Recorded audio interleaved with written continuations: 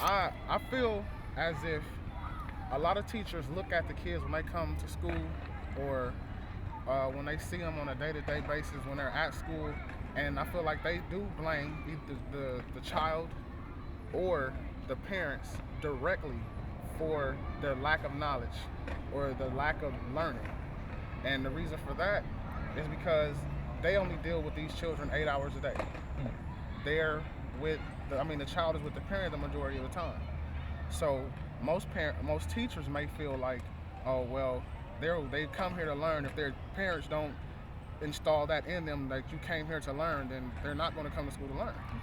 When it all boils down to it, it's like a blame game. Everybody's blaming somebody. The kids are pointing their fingers at the neighborhood, the teachers, their parents. The parents is pointing their fingers at the neighborhood and the kids and the teachers, and then the teachers are pointing their fingers at the kids and the parents. So everybody's pointing fingers opposed to coming together. Like I feel like when they come, I don't remember my mom going to 3 PTA meetings at school, and not because she couldn't. Not because she didn't want to, but because she couldn't. So, to me, take your job just that much further. If you want to abuse the authority that's given to you, abuse it in a way where it's to your advantage or to the student's advantage, because that's how you really don't leave a child behind. When it comes to the PTA meetings, okay, look, if your parent don't come, we're going to have to set up a parent conference later in the afternoons or on the weekends, or you see these movies like Lean on Me, and Principal Joe Clark, he was going to homes. And I do understand that was back in the day, and some parents may not want to hear what it is that's being said, but if that's the case, then that's just the case. But you do have some parents that would at least halfway listen and say, okay, well, I do understand that my child needs a little more help. It's been so many different episodes. A kid's life is never easy. Especially around. And then most kids have to grow up fast as it is. Regardless if the parent is on drugs, dealing drugs, or just dealing with the everyday life in the streets, or even if they work a 9 to 5. Most parents, when we were coming up, most of our parents had to work 2 and 3 jobs just to take care of a household. And because times have always been hard. So a lot of kids had, especially if they had younger siblings, had to go home, do their homework, cook, clean, and take care of their younger siblings like I did. I was 9 years old when my sibling was born. And I made a vow to my mother, because I knew that she had 2 jobs. My father was there too, he worked too, but they were at work.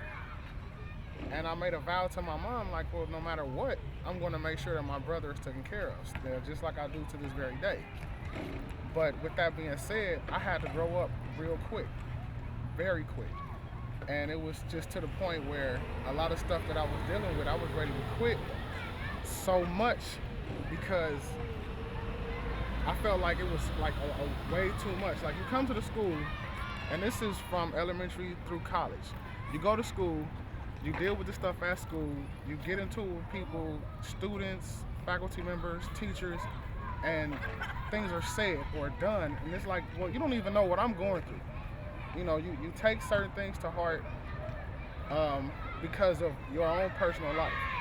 I don't know where you live, but you probably leave here and drive an hour and a half to your peaceful home, and I go home to gunshots, stepping over dead bodies, dead dogs.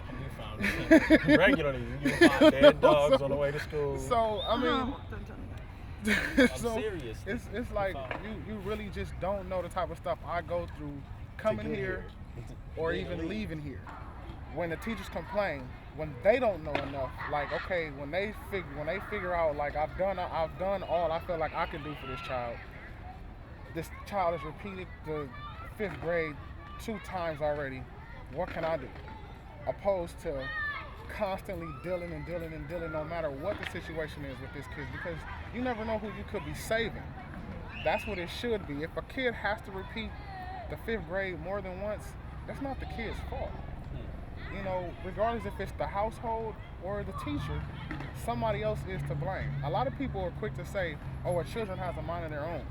But as children, they don't come here with a full mind of knowing, oh, I need to learn this real quick. I need to do this real quick. I need to be respectable. I need to do all this. All this is developed.